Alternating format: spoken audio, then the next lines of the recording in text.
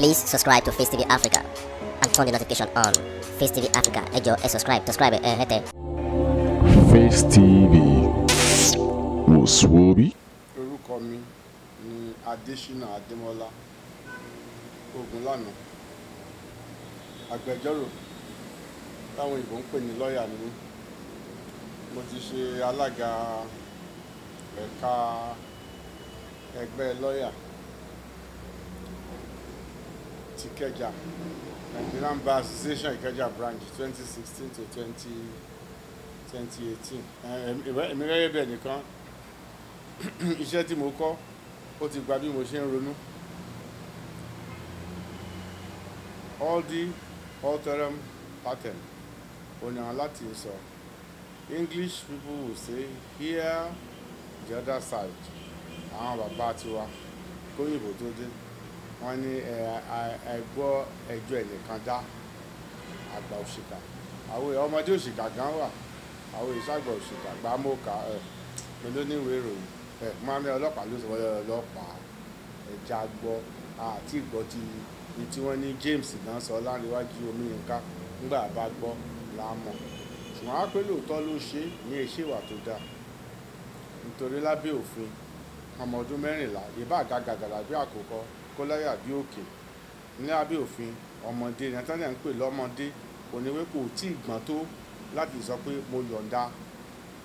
Wọ́n fi ọmọdé sí ipò bí ẹni tí ó lọ́dẹ orí. Bí à ń bá lọ bá obìnrin àbọ́kùnrin tó lọ́dẹ orí sùn tó ń bá sùn tó ń rẹ́rìn-ín táwọn akẹ́ mọ́tò wá sọ pé aṣáàrí pé mi ò fi tipátipá mu ẹni tó nú ẹ̀ ń dùn tó ń rẹ́rìn-ín.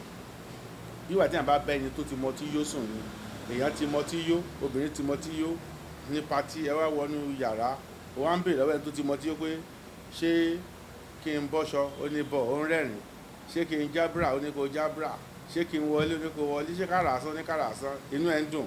Réèpù ló ń ṣe yẹn o, torí ẹni yẹn a lè sọ pé ẹni tó ya wèrè àtẹni tó ti mọtí yó àti ọmọ tó jẹ́ ọmọdé wọn ò tí ì ní lábẹ́ òfin wọn ò tí ì gbọ́n tó láti lè sọ wípé àwọn fọwọ́ sí àwọn ò fọwọ́ sí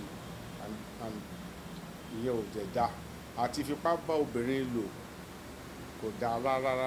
Àwọn obìnrin mi náà ṣe ń fipá bọ́kùnrin lò láyè sí o.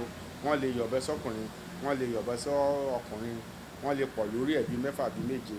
Ẹ̀yin ọ̀rọ̀ ìbálò ẹlẹgẹ́ ni ó yẹ kó wá látúrò nǹkan bẹ́ẹ̀ jẹ́ ọkọ àti ìyàwó. Kò yẹ kéèyàn máa fipá bá ọkọ èèyàn lò. Obìnrin mi yóò bá tipátipá yóò máa já aṣọ lẹ́yìn kó jáde lónìí àfi tó bá ṣe ẹ̀tọ́ ẹ̀ ó ti ń súnmọ́ fipá bá lò. Bí mo ṣe rí sí nìyẹn. Ká pé lóòótọ́ ni irú ẹ̀ ṣẹlẹ̀ kì í ṣe tó dáa rárá.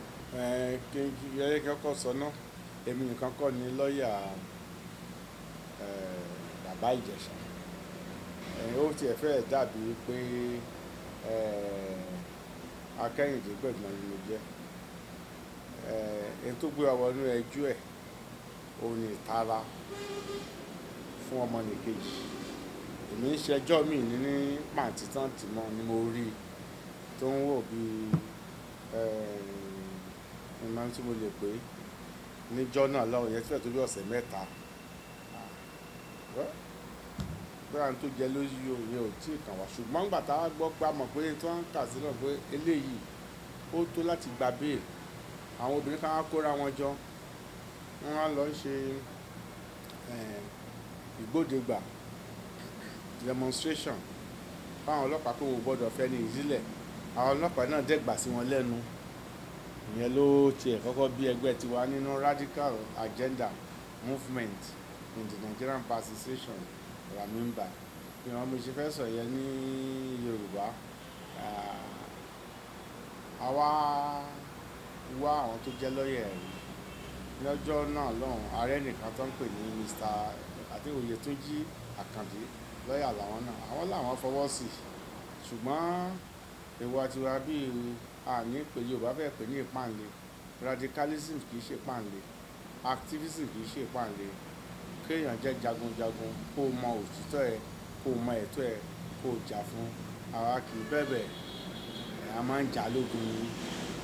Wọ́n ló bá wọn lára mu. Mo sì rí bàbá Ìjẹ̀ṣà jọ yẹn náà bá a ṣe sọ lẹ́tà kìíní yẹn sí ọ̀gá ọlọ́pàá tó wà ní pàǹtí Mr. Adégòkè bá ṣe sọ sí nìyẹn pé tẹ́ ń ṣe yìí ò dáa.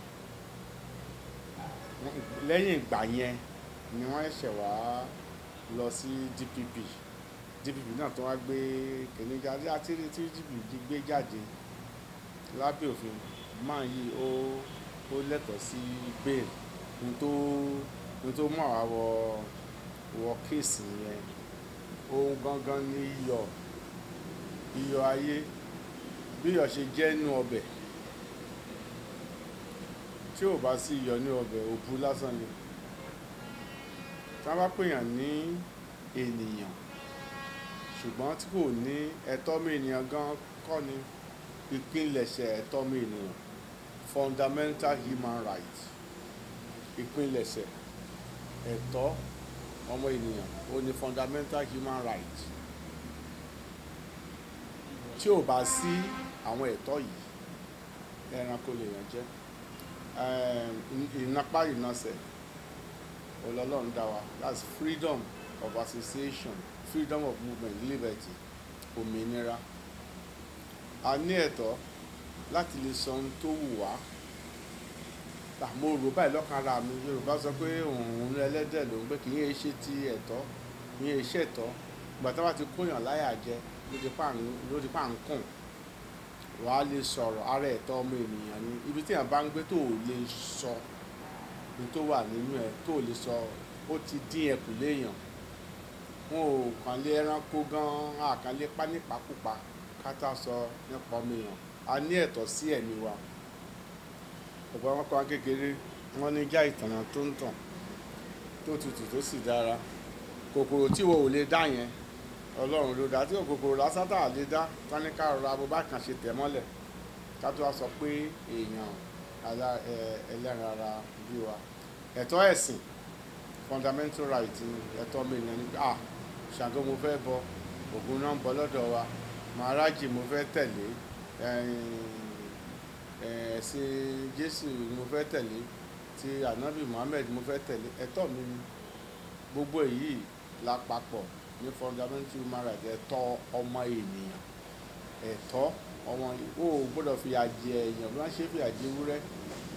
Ara ẹ̀tọ́ náà nìyẹn. Bákan ṣe bá kó ṣe wù wá. Ara ẹ̀tọ́ òun náà ni fair hearing is fundamental. Yorùbá àwọn bàbá wa ti mọ̀ kóyìnbó tó dé làwọn bàbá wa ti mọ̀ wípé ẹni bá gbọ́ ẹjọ́ ẹnìkan dá tó wá lọ ń dájọ́ wọ́n ní àgbà òṣìkà ni. Gbogbo àwọn tàbí lẹ́tọ̀ọ́ tí a bá wá yọ ibìkan tó ń gbé tó lẹ́tọ̀ọ́ láti sọ̀rọ̀, tó lẹ́tọ̀ọ́ láti rìn bó ṣe wù ẹ́, tó lẹ́tọ̀ọ́ láti bá àwọn èèyàn tó wá ń dá lọ bí ejò wọ́n ní ọ̀rọ̀ ò lè dá wọn gbé, ò lè bá wọn ṣe, ò lẹ́tọ̀ọ́ ẹ̀sìn pé bó ṣe wù mí nì, ò lẹ́tọ̀ọ́ ọ̀rọ̀ voicing out of your opinion. Kò tẹ́ mi lọ́rùn, ó tẹ́ mi lọ́rùn, mo gbà bẹ́ẹ̀ mi gbà bẹ́ẹ̀. Gbogbo àwọn ẹ̀tọ́ yìí àwọn ni iyọ̀ ayé wa. Tí wọ́n bá yọ ẹ̀tọ́ kúrò nínú ayé ọmọ ènìyàn, ayé yẹn gan burú ju tẹranko lọ. Ohun tí mo lè sọ nìyẹn. Kì í dẹ̀ ṣe pé ènìyàn ló ń fúnyàn ní ẹ̀tọ́. Àmútọ̀ kì í ti ẹ̀ ṣàjogún, kì í wá jogún, àmútọ̀run wá ni. It's part of your personality as the very personality of being a human being and your fundamental rights. Wọ́n ní ẹ̀tọ́ sí human rights tá à ń sọ, ẹ̀tọ́ mìíràn tá à ń sọ yìí kì í ṣe pé ó lọ sàlálù bí omi òkun tí ò ní ìdáṣẹ́kù ẹ̀ wà lábẹ́ òfin. Bá ṣe máa ń sọ wọ́n níbi tẹ́tẹ̀ nìkan ti bẹ̀rẹ̀ òun ni tó ti parí, òun ni tẹnìkan ti bẹ̀rẹ̀. Àṣà ni sọ wípé nítorí pé mo ní ẹ̀tọ́ láti ṣe ẹ̀sìn mi ìrìn jẹ́ bí abọ̀rìṣà kí n wá lọ mo á fẹ́ ṣẹbọ, mo á lọ gbẹ́bọ lọ sí mọ́ṣáláṣí, mo ní ìgbà mo ti fẹ́ ṣe. Ṣe rí pé àwọn yẹn náà àwọn lẹ́tọ̀ọ́ tiwọn. Mo ti fẹ́ máa fi ẹ̀tọ́ tèmi, mo ti fẹ́ pa wọ́n lára, mo fẹ́ máa ní wọ́n lára. Àbí nítorí pé mo lè sọ ohun tó wù mí, mo bá dẹ̀ rí ẹbẹ̀ ṣeré, mo dẹ̀ kú rọ́bà tàbátà mọ́ yín wípé fàyàwọ́ ló ń ṣe, fàyà ẹ̀mọ́ ti àmìyù ni, fàyàwọ́ ló ń ṣe. Wọ́n dẹ̀ bí mi kí ni ìdí kílẹ̀ mi ò ní nǹkan láti sọ lábẹ́ òfin òfin ò gbà wá láàyè láti hùwàkíwà bó ṣe wù wá ṣe tá a bá dá wà o ní tó bá ọmọ èèyàn ló lè ṣe if you are an island to yourself tó bá wà ní yàrá kó wọ̀ nìkan ló wà ní yàrá bó ṣe o lè yàn báwo o lè so bó wẹ̀ o tẹ̀lé yàgbẹ́ sára ìwọ nìkan ló wà ṣùgbọ́n táwọn èèyàn bá ti wà pẹ̀lú ẹ òun láti ro tiwọn mọ́ tiẹ̀ ló máa ń jẹ́ pé òfin dẹ̀ ló máa ń pè ní ro tiẹ̀ lómìn mọ́ tiẹ̀ ro tìjọba mọ́ tiẹ̀ o ò lè sọ pé nítorí pé ẹran wù ẹ́ jẹ ló wá wo etí ìwé tí ìdá ìpó fẹ́lẹ́ ló bá lọ gé olówó ẹ̀ jẹ ó ti ṣẹ̀ sí òfin nìyẹn wọ́n á dá ẹ wọ́n á fẹ́ wọ́n á ṣẹjọ́ fẹ́ wọ́n á dẹ̀ lọ sí ọgbà ẹ̀wọ̀n pé àwọn wá wà jẹ́ ẹlẹ́wọ̀n yẹn ó jẹ́ ẹlẹ́wọ̀n tó wá ṣe pé gbogbo ẹ̀tọ́ ẹ̀ náà láti fi dù ú pé nítorí pé ó lẹ̀ ti jẹ́ lẹ́wọ̀n yẹn nísìnyí á ní àfẹ̀bí pa àní jẹ́ kó jáde àní jẹ́ kó rọrùn àní kó kàn ṣe bí ẹranko àbá kan máa nà sáá bó ṣe wù á àṣebẹ́lẹ́wọ̀n ni ẹ́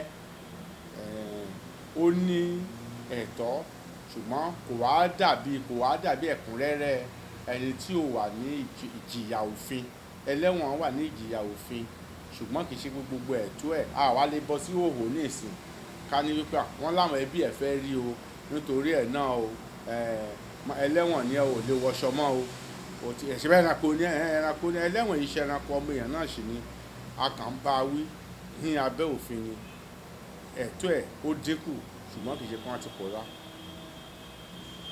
Please subscribe to Face TV Africa and turn the notification on. Face TV Africa, ẹ jọ̀ọ́ ẹ subscribe hẹ́tẹ̀. Face TV was Swoby.